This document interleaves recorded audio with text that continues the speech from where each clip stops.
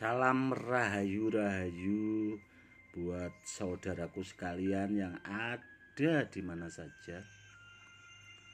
Saudaraku, kali ini saya akan memberikan edukasi tentang seputaran jimat atau benda bertuah peninggalan leluhur. Ini ada dua barang, saudaraku. Ini yang satu, ini namanya kendang kuning, saudaraku, atau bisa dibilang uang gobok. Namun kalau di Pati Jawa Tengah ini namanya kendang kuning. Ini ada simbolnya, dan di baliknya juga ada simbolnya. Ini, saudaraku. Ini kalau di daerah Pati namanya kendang kuning Nabi Khidir, dan barangnya sangat langka sekali, saudaraku. Dan ini tadi sengaja saya keluarkan buat memberikan edukasi tentang benda bertuah, karena dari kemarin itu banyak saudara kita yang bertanya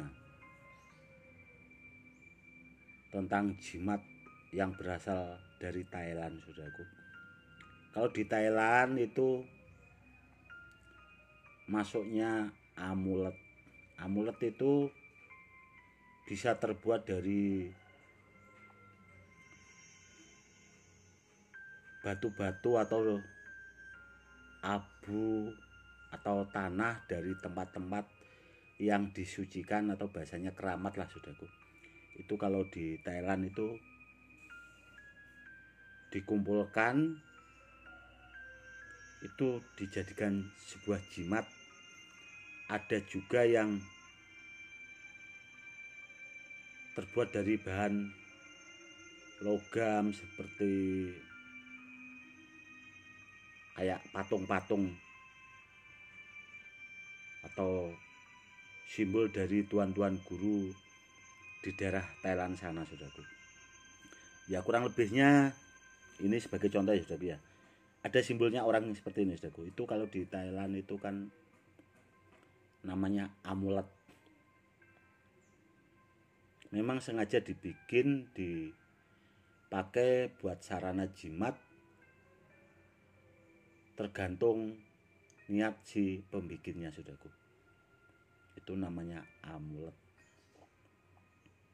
Namun kalau di daerah Jawa ya, saudaraku, itu orang-orang dahulu benda-benda seperti ini kan rata-rata peninggalan. Dan kelebihan orang-orang dahulu, saudaraku, orang asli Nusantara, nenek moyang kita itu, kalau bikin benda bertuah itu tidak sekedar didoakan, saudaraku, namun dirituali dengan berpuasa. Di samping itu didoakan, lalu biasanya itu diisi kodam. Jadi dia lebih, bahasanya lebih komplit, lebih canggih, saudaraku. Tidak hanya didoakan, namun memang diisi dengan ilmu-ilmu hikmah atau ilmu-ilmu kejawen, ilmu-ilmu kuno itu, supaya benda atau media itu bisa bermanfaat buat si pemakainya, buat kedepannya. Seperti itu, dengan tujuan segala hajat, tergantung barangnya tersebut. Jadi kalau amulet di daerah Thailand seperti itu, saudaraku, dia memang sengaja dibikin cukup didoakan. Kalau tidak seperti itu, saudaraku, itu memang sengaja dimasukin sama roh-roh atau roh orang yang meninggal. Setahu saya seperti itu. Kalau takrut atau bahasa Thailandnya takrut, kalau di sini jimat saudaraku, itu dia berbentuk rajah saudaraku. Rajah, dia gulungan dari, biasanya ditulis di di logam kuningan lalu digulung. Ini sebagai contoh ya saudaraku. Jadi biar kita bisa membedakan antara jimat asli Thailand itu modelnya seperti apa, pengertiannya seperti apa. Jadi biar kita semakin tambah wawasan. Kalau takrut itu dibuat dari logam saudaraku, itu memang ditulis dengan kalimat-kalimat tertentu atau kalimat-kalimat yang disucikan. Contoh kalau di tempat kita ya saudaraku, itu ya kurang lebihnya seperti raja saudaraku.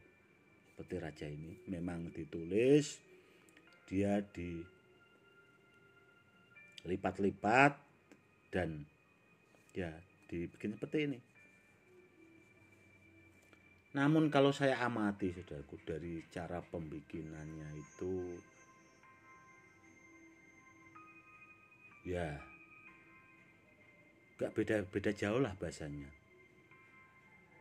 Namun kalau leluhur kita saudaraku kalau bikin raja itu entah dari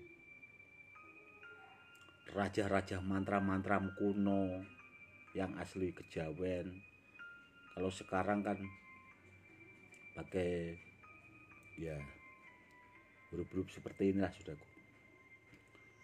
Itu menulisnya saja itu pakai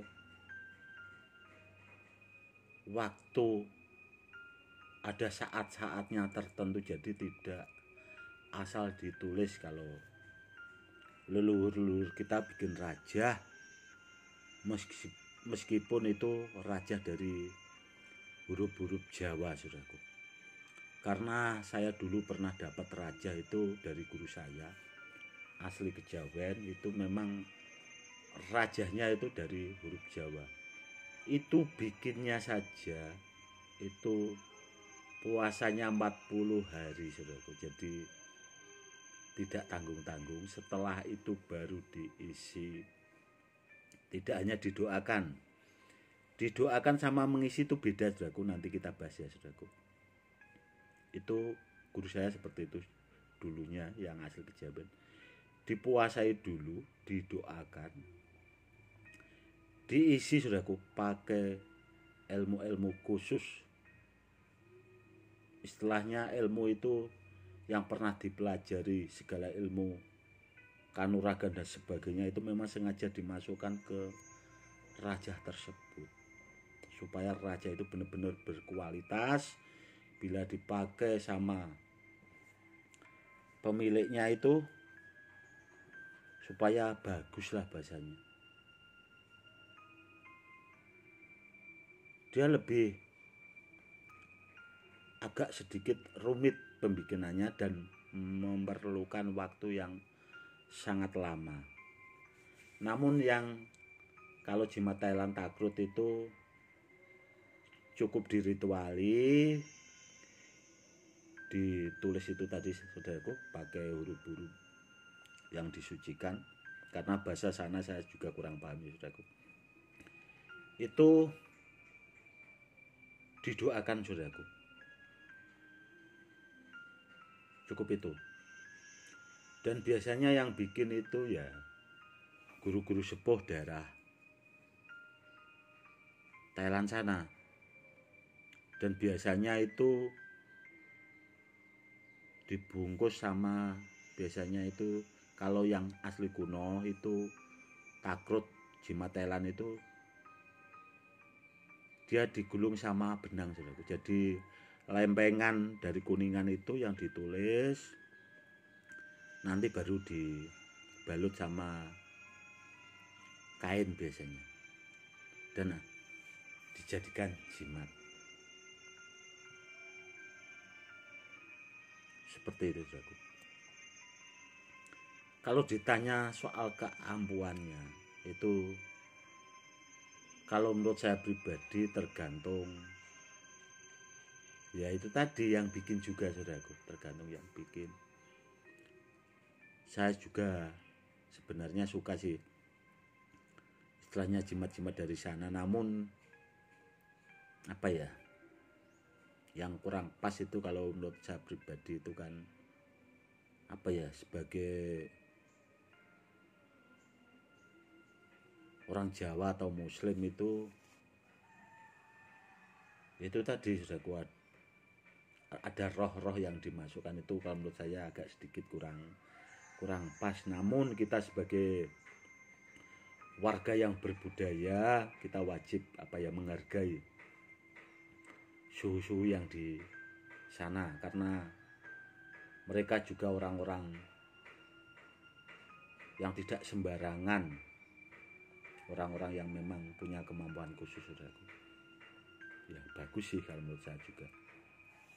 Namun tidak kalah bagusnya sama leluhur-leluhur kita yang menciptakan benda-benda bertuah itu dengan susah payah, dengan cara tirakat, tidak hanya sekedar didoakan. Kayak seperti ini saudaraku ya. Ini bikinnya saja itu 40 hari saudaraku, saya puasanya itu 40 hari. Itu aja menulisnya itu tadi pakai saat-saat tertentu, jadi tidak langsung bisa ditulis, tidak cukup. Ada saat-saatnya tertentu. Sambil kita puasa, habis itu baru diisi dengan ilmu-ilmu hikmah, ilmu-ilmu kejawen bisa saya yang pernah saya pelajari itu, ilmu-ilmu istilahnya itu memang sengaja saya masukkan ke raja ini. Di samping itu masih saya menggunakan ilmu pengaktif kodam, itu memang sengaja saya masuki kodam karena guru saya zaman dahulu mengajarinya itu seperti itu saudaraku. Jadi biar supaya rajanya semakin ampuh. Seperti itu. Oke saudaraku, itu tadi ya edukasinya. Semoga lebih bermanfaat buat menambah wawasan buat saudara-saudara kita yang awam. Mungkin cukup sekian dulu. Salam rahayu-rahayu. Salam hormat saya, Gus Edi.